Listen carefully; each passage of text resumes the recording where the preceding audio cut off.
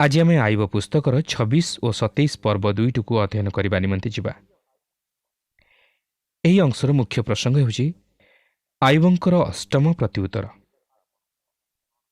एठार मु आपणକୁ स्मरण कराई दिए जे गत पाठरे आमे इल्फस्क प्रति आईबंकर सप्तम प्रत्युत्तर और बिल्दनकर आईबंक सहित तृतीय पर्यायर कथोपकथन नहीं आलोचना करिथिलु। एही तृतीय पर्यायर आलोचना मध्यरे इल्फस किबा बिल्दद आईबंक समस्यार समाधान निमंते कौनसी हितजनक परामर्श किबा कौनसी प्रकार सांत्वनाजनक वाक्य दे पारि नथिले कि आईबंक कौनसी प्रकार साहाय्य करि पारि नथिले। बरं अपरपक्षरे सेमाने आईबंक एपरि एक स्थान रे आनी पहुंचाइले जद्वारा आईब निजर आत्मपक्ष समर्थन करी निजको धार्मिक बोली परिचय देबाक बाध्य हेले। किंतु से एही समस्त दुख और क्लेश मध्यरे मध्य ईश्वरंठारे विश्वास रे स्थिर रहिथिले। जदिओ ताहाक मनरे अनेक प्रकारर प्रश्न आसीला मात्र तथापि से ईश्वरंठारु विपथगामी होई नथिले। तेणु एही 26 पर्वरु आरंभ करी 31 पर्व पर्यंत आमे आईबंकर विश्वासर स्वीकारोक्तिर विषय को लक्ष्य करने को जिबा, जहाँकि से ईश्वरंकु निजर सृष्टिकर्ता रूपे विश्वास करती और आमे वर्तमान ताहांकर प्रकृत समस्या कौन ताहा मध्य लक्ष्य करने को जिबा। 26 पर्वर प्रथम 3 पदरे एपरि लेखा अछि, तहिरे आईब उत्तर करी कहिला, तुम्हें किपरि बलहीन लोकर साहाय्य करिअछ, तुम्हें किपरि दुर्बल बाहु को उद्धार करिअछ, तुम्हें किपरि ज्ञानहीन लोक को परामर्श देयछ और प्रचुर रूपे विज्ञता प्रकाश करिअछ। अन्य अर्थरे कहबाकू गले आईब कहती, बिल्दद मो निमंते तुमर कौनसी उत्तर नहीं, सोफर तुम्भर मध्य उत्तर नहीं, इल्फस तुम्भर उत्तर मध्य मते साहाय्य करि पाले नहीं। तुम मैंने अनेक किछि कथा कहिल मात्र तुम मैंने सठिक उत्तर दे पाल नहीं। प्रकृत रे से माने अनेक किछि विषय प्रकाश करिथिले मात्र सेही सबु आईबंक निमंते प्रयुज्य होई नथिला। से माने अनेक विषय प्रकाश करिथिले जहाँकि उत्तम थिला मात्र आईबंक समस्या प्रति यह कौनसी प्रकार सहायक होई पारि नथिला कि आईबंक साहाय्य करि पारि नथिला कि आईबंक जीवन प्रति प्रयुज्य नथिला। जेतु सेमानक मध्यरु केही जणे हेले आईबंकर क्लेश भोगर प्रकृत कारण दर्शाई पारि नथिले कि जानि पारि नथिले। आईब काहींकि क्लेश भोगुअछंती सेही प्रश्नर उत्तर केही जणे हेले देई पारि नथिले। 26 पर्वर 4 पदरे लेखा अछि, तुम्हें काहाको कथा कहुअछ, तुमठारु काहार आत्मा निर्गत हैला। आईब पचारती, तुम्हें काहाको कथा कहुअछ। आमे जानू जे एथिपूर्वर बिल्दद आईबंक सहित कथबार्ता करुथिले। तेणु आईब बिल्दद को कहती, बिल्दद तुम्हें शेष में ठीक प्रश्न करिअछ मात्र तुम पाखरे तहिर उत्तर नहीं। तेणु एही समस्त कथा द्वारा काहार उपकार होइअछि, किए बा उपकृत होइअछि। वर्तमान आईब प्रकृत में निजर आलोचना मध्य को जाउअछंती। तांकर अनेक किछि कहबाकू अछि और सेही सब मध्यरु केतक प्रकृति में महत्वपूर्ण। से वर्तमान सृष्टि और तहिर सृष्टिकर्ता ईश्वर विषय नहीं किछि कहबाकू जाउअछंती। 26 पर्वर 5 पदरु 7 पद मध्य लेखा अछि, प्रेतगण जलराशि और तनिवासी गण तले कंपित हुअन्ति, तांको सम्मुखरे पाताल अनावृत और अब्दोन्र कौनसी आवरण नाही। से शून्य उपरे उत्तर केन्द्र प्रसारती और अवस्तु उपरे पृथ्वी की झुलांती। आईब एठारे कहती जे ईश्वर शून्य मध्य प्रवेश करी ताहाको पूर्ण कले। से शून्य स्थान को पूर्ण करि पारंती। से अवस्तु उपरे पृथ्वी की झुलांती।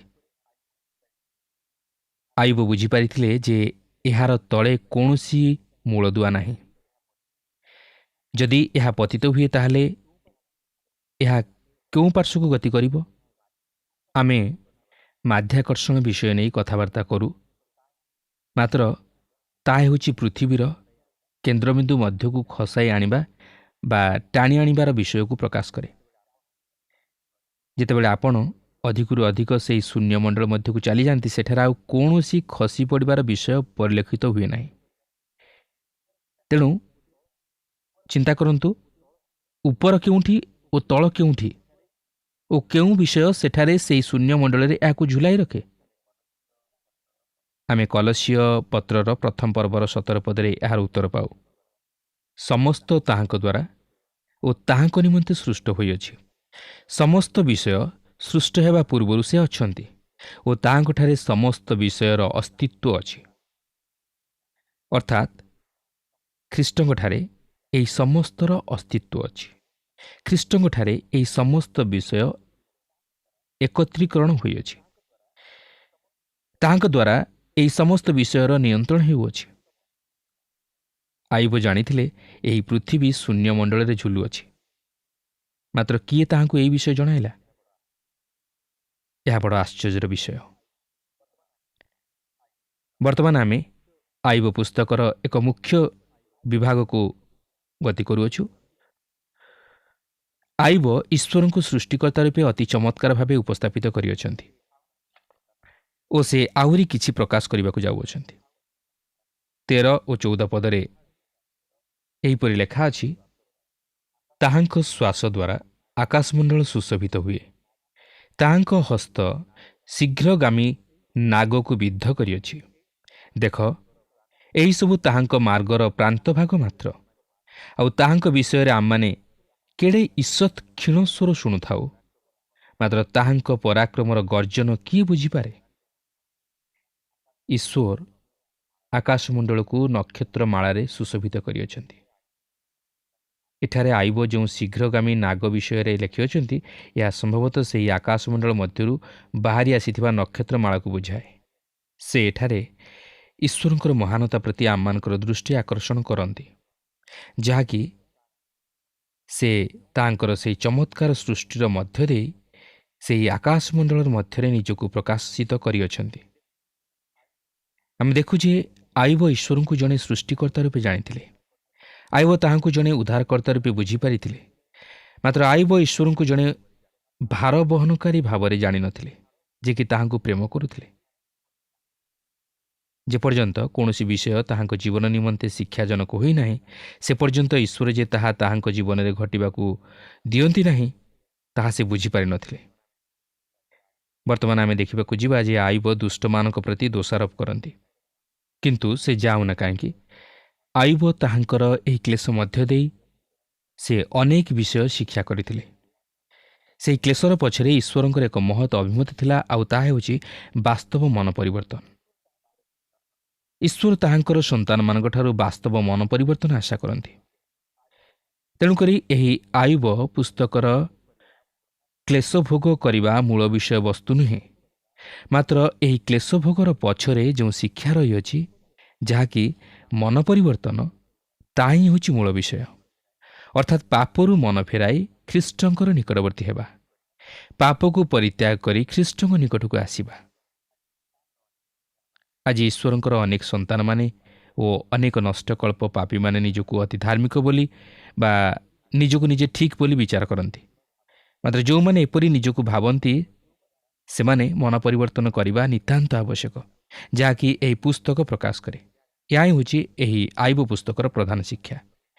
ତେବେ ଦେଖନ୍ତୁ, ଆଇବ 27 ପର୍ବର ପ୍ରଥମ 4 ପଦରେ ଏହିପରି ଲେଖା ଅଛି, ଅନନ୍ତର ଆଇବ ପୁନର୍ବାର ଆପଣା ପ୍ରସଙ୍ଗ ଧରି କହିଲା, ପରମେଶ୍ୱର ଯିଏ ମୋହର ସ୍ୱତ୍ୱ ହରଣ କରିଅଛନ୍ତି, ସର୍ବଶକ୍ତିମାନ ଯିଏ ମୋହର ପ୍ରାଣକୁ ତିକ୍ତ କରିଅଛନ୍ତି, କାରଣ ଏବେ ହିଁ ମୋର ଜୀବନ ମୋ ମଧ୍ୟରେ ସୁସ୍ଥ ଅଛି ଓ ମୋ ନାସିକାରେ ପରମେଶ୍ୱର ଦତ୍ତ ନିଶ୍ୱାସ ଅଛି।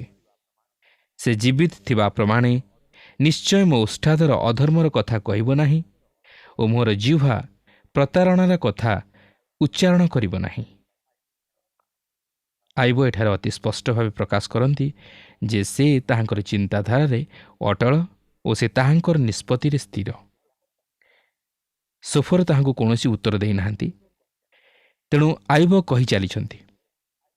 ସେ କହନ୍ତି, ତୁମେ 3 ଜଣ ବନ୍ଧୁ ମୋ ବିରୁଦ୍ଧରେ ଯେଉଁ ଅଭିଯୋଗ କରିଅଛ, ମୁଁ ତହିଁରେ ଏକମତ ନୁହେଁ ଓ ମୁଁ ତାହା କେବେ ହେଲେ ସ୍ୱୀକାର କରିବି ନାହିଁ। ମାତ୍ର ତହିଁ ପରିବର୍ତ୍ତେ ସେ କହନ୍ତି, ଯାହାକି 27 ପର୍ବର 5 ପଦରେ ଲେଖା ଅଛି, ମୁଁ ଯେ ତୁମମାନଙ୍କୁ ନିର୍ଦ୍ଦୋଷ କରିବି ଏହା କଦାପି ନ ହେଉ। ମୁଁ ମରଣ ପର୍ଯ୍ୟନ୍ତ ମୋହର ସରଳତା ଆପଣାଠାରୁ ଦୂର କରିବି ନାହିଁ। ସେ ଏଠାରେ ଶକ୍ତ ଗ୍ରୀବ ପରି ଜଣାଯାଉଛନ୍ତି, ନୁହେଁ କି? ତାଙ୍କର ସମସ୍ତ ବନ୍ଧୁମାନେ ତାହାଙ୍କୁ କେବଳ ଅଧିକରୁ ଅଧିକ ଆତ୍ମପକ୍ଷ ସମର୍ଥନ କରାଇବାରେ ସମର୍ଥ ଥିଲେ, କିନ୍ତୁ ନିଜକୁ ନିଜେ ଧାର୍ମିକ ତଥା ଉତ୍ତମ ବୋଲି ସମର୍ଥନ କରାଇବାରେ କୌଣସି ନମ୍ରତା ବା ଭଗ୍ନଚୂର୍ଣ୍ଣ ଅନ୍ତଃକରଣ ପରିଲକ୍ଷିତ ହୁଏ ନାହିଁ।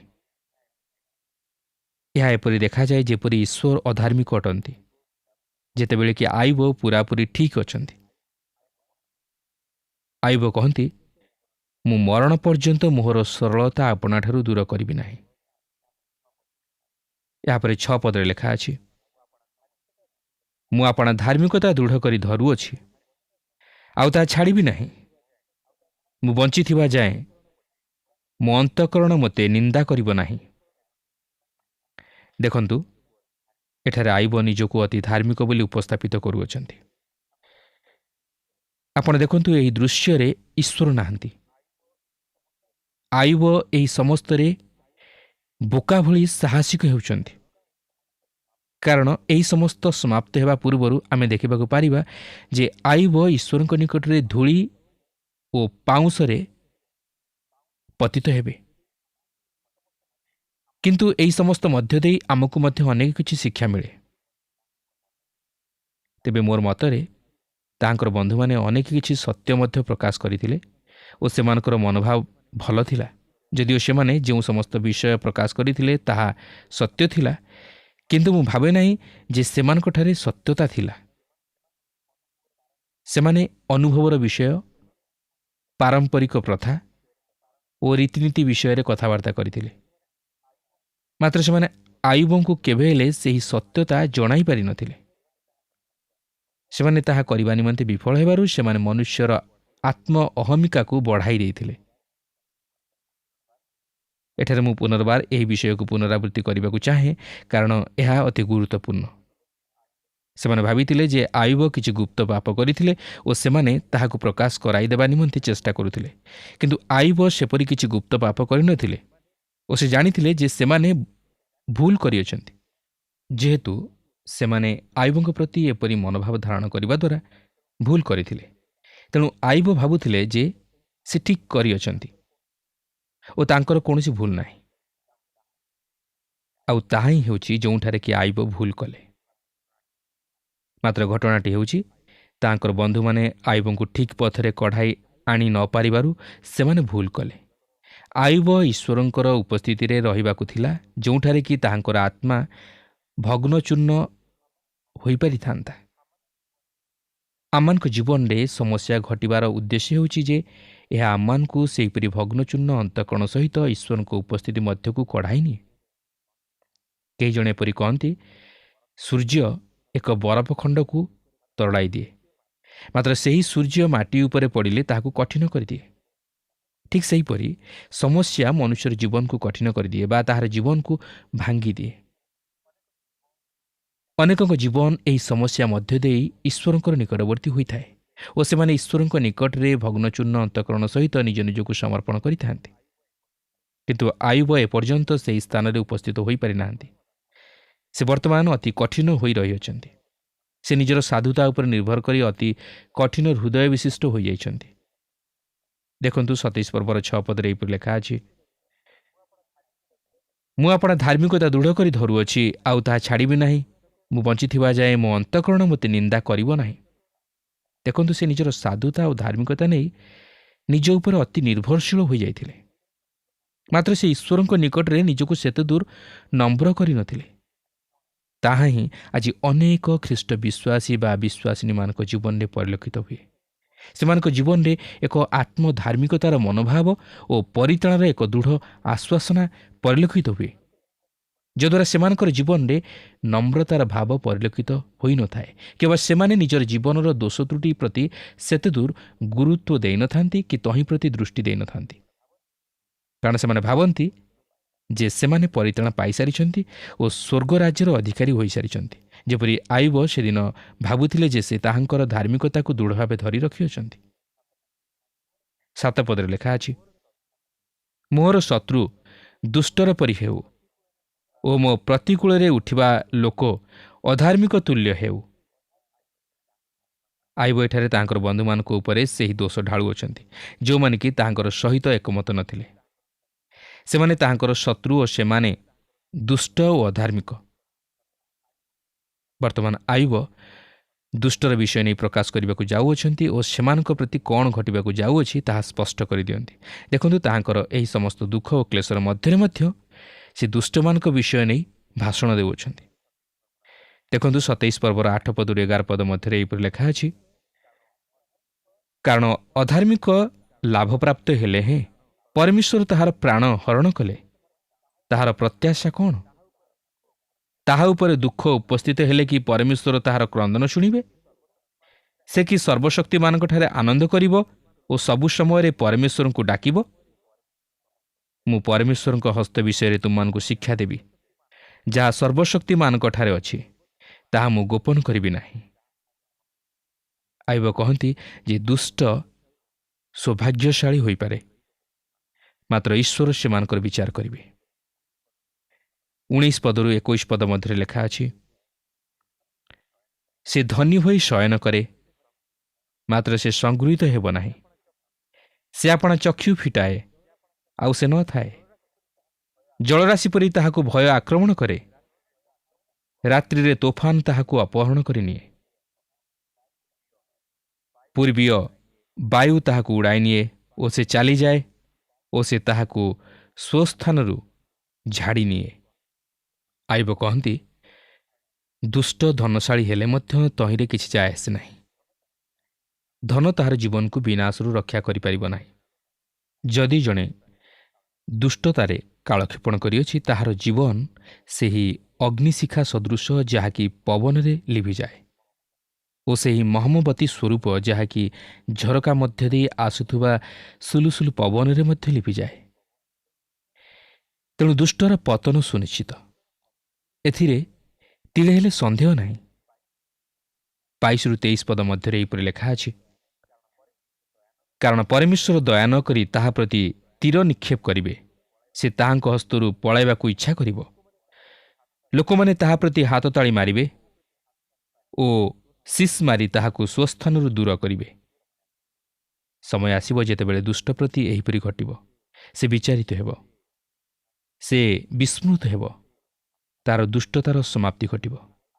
ମାତ୍ର ତାହା ଆଇବଙ୍କ ସମସ୍ୟାର ଉତ୍ତର ନୁହେଁ କି ଆଇବଙ୍କ ପ୍ରତି ପ୍ରଯୁଜ୍ୟ ନୁହେଁ। ଆଇବ ଆହୁରି ମଧ୍ୟ ଅନେକ କିଛି କହନ୍ତି, ଯାହାକି ଆମେ ପରବର୍ତ୍ତୀ ଅଂଶରେ ଲକ୍ଷ୍ୟ କରିବାକୁ ପାରିବା। ପ୍ରିୟ ବନ୍ଧୁ, ଯଦି ଏହି ଜଗତରେ ଦୁଷ୍ଟ ଓ ଅଧାର୍ମିକମାନେ ବର୍ଦ୍ଧିଷ୍ଣୁ ହୁଅନ୍ତି ବା ସମୃଦ୍ଧିଶାଳୀ ହୁଅନ୍ତି, ସେମାନଙ୍କୁ ଦେଖି ଆମେ କେବେ ହେଲେ ସେମାନଙ୍କର କାର୍ଯ୍ୟକଳାପକୁ ଅନୁକରଣ କରିବା ବା ଅଧାର୍ମିକତାର ଆଶ୍ରୟ ନେବା ଉଚିତ ନୁହେଁ। ସେମାନଙ୍କର ସମୃଦ୍ଧି ସେମାନଙ୍କର ବିନାଶ ନିମନ୍ତେ। ଯେପରି ଏକ ଦୀପ ଲିଭିଯିବା ପୂର୍ବରୁ ଅଧିକରୁ ଅଧିକ ତେଜସ୍କର ହୋଇ ଜଳି ଉଠେ, ତାହାପରେ ଲିଭିଯାଏ, ଠିକ୍ ସେହିପରି ଦୁଷ୍ଟର ଜୀବନ। ତାହାର ବିନାଶ ହଠାତ୍ ଆସି ଉପସ୍ଥିତ ହେବ, ଆଉ କେହି ତାହାକୁ ଉଦ୍ଧାର କରିପାରିବେ ନାହିଁ। ସମସ୍ତେ ତାହାକୁ ଛିଛାକର କରିବେ, କେହି ତାହାକୁ ଆଉ ପଦେ କିଛି କହିବେ ନାହିଁ। ସେ ଈଶ୍ୱରଙ୍କ ଦୟା ତଥା ଅନୁଗ୍ରହରୁ ବଞ୍ଚିତ ହୁଏ, ତାହାର ଜୀବନ ଅଭିଶପ୍ତ ହୁଏ। ପ୍ରିୟ ବନ୍ଧୁ, ଆଜି ଆପଣ କେଉଁଠିକି ପସନ୍ଦ କରନ୍ତି, ଦୁଷ୍ଟତାକୁ ନା ଧାର୍ମିକତାକୁ? ମାତ୍ର ଧାର୍ମିକର କ୍ଲେଶ ଅନେକ, ମାତ୍ର ସେସବୁରୁ ଈଶ୍ୱର ତାହାକୁ ଉଦ୍ଧାର କରିବେ। କିନ୍ତୁ ଦୁଷ୍ଟ ଓ ଅଧାର୍ମିକମାନଙ୍କର ପତନ ଘଟିବ ଓ ସେମାନେ ଅନନ୍ତ ନରକରେ ନିକ୍ଷିପ୍ତ ହେବେ। ପ୍ରଭୁ ଯୀଶୁ କହନ୍ତି, ମନୁଷ୍ୟ ଯେବେ ସମଗ୍ର ଜଗତ ଲାଭ କରି ଆପଣା ଜୀବନ ହରାଏ, ତହିଁରେ ତାହାର କି ଲାଭ ହେବ? ପ୍ରିୟ ବନ୍ଧୁ, ପ୍ରଭୁଙ୍କ ନିମନ୍ତେ ବଞ୍ଚିବାକୁ ହେଲେ ବା ଧାର୍ମିକ ଜୀବନଯାପନ କରିବାକୁ ହେଲେ ଆମମାନଙ୍କୁ ଅନେକ କ୍ଲେଶ ସହ୍ୟ କରିବାକୁ ହେବ, ମାତ୍ର ତହିଁର ପୁରସ୍କାର ରହିଅଛି। ଆଇବ ସେଦିନ ପ୍ରଭୁଙ୍କର ଅଭିମତ ସାଧନ ନିମନ୍ତେ ଅନେକ କ୍ଲେଶ ଓ ଦୁଃଖର ମଧ୍ୟ ଦେଇ ଗତି କରିଥିଲେ, ଯେପରି ସେ ଅଧିକରୁ ଅଧିକ ଈଶ୍ୱରଙ୍କର ନିକଟବର୍ତ୍ତୀ ହୁଅନ୍ତି ଓ ନିଜର ଦୁର୍ବଳତା ସବୁକୁ ଜାଣି ପ୍ରଭୁଙ୍କ ନିକଟରେ ନିଜକୁ ନମ୍ର କରି ତାଙ୍କ ଆଶୀର୍ବାଦ ତଥା ଅନୁଗ୍ରହର ଅଧିକାରୀ ହୁଅନ୍ତି। ଆଉ ତାହା ମଧ୍ୟ ଆଇବଙ୍କ ଜୀବନରେ ସଫଳ ହେଲା। ସେ ଅନେକ ଆଶୀର୍ବାଦର ଅଧିକାରୀ ହେଲେ, ଯାହାକି ଆମେ ପରେ ଲକ୍ଷ୍ୟ କରିବାକୁ ପାରିବା। ଆପଣ ଦେଖନ୍ତୁ, ପବିତ୍ର ବାଇବେଲ ମଧ୍ୟରେ ଅନେକଙ୍କର ଏ ପ୍ରକାର ସାକ୍ଷ୍ୟ ରହିଛି, ଯେଉଁମାନେ କି ଜୀବନରେ କ୍ଲେଶ ମଧ୍ୟ ଦେଇ, ସମସ୍ୟା ମଧ୍ୟ ଦେଇ ପ୍ରଭୁଙ୍କ ନିମନ୍ତେ ସାକ୍ଷୀ ହୋଇପାରିଛନ୍ତି ଏବଂ ବିଶ୍ୱାସରେ ବଳିଷ୍ଠ ହୋଇପାରିଛନ୍ତି। ଯଦି ଆମେ ଯୋସେଫଙ୍କ ଜୀବନକୁ ଦେଖିବା, ତାଙ୍କ ଜୀବନରେ ସେ କେତେ ଘାତ ପ୍ରତିଘାତ ମଧ୍ୟ ଦେଇ ଗତି କରିଛନ୍ତି। ସେ କାରାଗାରରେ ମଧ୍ୟ ରହିଛନ୍ତି। ସେ ଜୀବନରେ ଅଭାବର ସମ୍ମୁଖୀନ ହୋଇଛନ୍ତି, ଦୁଃଖର ସମ୍ମୁଖୀନ ହୋଇଛନ୍ତି। କିନ୍ତୁ ଏହି ସମସ୍ତରେ ମଧ୍ୟ ପ୍ରଭୁଙ୍କର ଏକ ମହତ୍ ଯୋଜନା ଥିଲା, ଯେପରି ସମଗ୍ର ଇସ୍ରାଏଲ ଜାତି ରକ୍ଷାପ୍ରାପ୍ତ ହୁଅନ୍ତି। ଆଉ ପ୍ରକୃତିରେ ସେଦିନ ଯଦି ଯୋସେଫ ସେହି ମିଶ୍ର ଦେଶକୁ ଯାଇନଥାନ୍ତେ, ତାଙ୍କ ଜୀବନରେ ସେ ପ୍ରକାର ଅନୁଭୂତି ମଧ୍ୟ ଦେଇ ଗତି କରିନଥାନ୍ତେ, ତାହେଲେ ଆଜି ଆମେ ସେହି ପ୍ରତିଜ୍ଞାତ ଆଶୀର୍ବାଦର ଅଧିକାରୀ ହୋଇପାରିନଥାନ୍ତୁ। ସେହିପରି ପ୍ରେରିତ ପାଉଲଙ୍କ ଜୀବନକୁ ଆମେ ଦେଖୁ, ତାଙ୍କର କି ପ୍ରକାର ସାକ୍ଷମର ଜୀବନ ଥିଲା। ସେ ପ୍ରସ୍ତରାଘାତ ସହ୍ୟ କରିଛନ୍ତି, ବେତ୍ରାଘାତ ସହ୍ୟ କରିଛନ୍ତି, କାରାଗାରରେ ସେ ରହି କାଳାତିପାତ କରିଛନ୍ତି, ତଥାପି ସେ ସର୍ବ ଅବସ୍ଥାରେ ପ୍ରଭୁଙ୍କୁ ଧନ୍ୟବାଦ ଦେଇ ଆନନ୍ଦ କରିଅଛନ୍ତି। ବାସ୍ତବରେ ଏମାନେ ପ୍ରଭୁଙ୍କର ଜଣେ ଜଣେ ଭକ୍ତ ଦାସ ଥିଲେ, ଆଉ ଯେଉଁମାନଙ୍କ ଜୀବନ ଆଜି ଆମମାନଙ୍କ ପାଇଁ ଏକ ସାକ୍ଷ୍ୟ ସ୍ୱରୂପ। କାହିଁକି? ଯେପରି ଆମମାନେ ମଧ୍ୟ ସେମାନଙ୍କ ପରି ବିଶ୍ୱାସରେ ଆଗେଇବା ସଙ୍ଗେ ସଙ୍ଗେ ଜୀବନର ସମସ୍ତ ଝଡ଼ଝଞ୍ଜା ମଧ୍ୟ ଦେଇ ପ୍ରଭୁଙ୍କ ନିମନ୍ତେ ଛିଡ଼ା ହୋଇପାରିବା, ସାକ୍ଷୀ ହୋଇପାରିବା। ତେଣୁ ଆସୁ ଆମମାନେ ପ୍ରଭୁଙ୍କର ବାକ୍ୟ ମଧ୍ୟ ଦେଇ ପ୍ରଭୁଙ୍କର ଦାସମାନଙ୍କର ଜୀବନକୁ ଲକ୍ଷ୍ୟ କରି ବିଶ୍ୱାସରେ ଆଗେଇ ଯିବା। ପ୍ରଭୁ ପ୍ରତ୍ୟେକଙ୍କୁ ଆଶୀର୍ବାଦ କରନ୍ତୁ।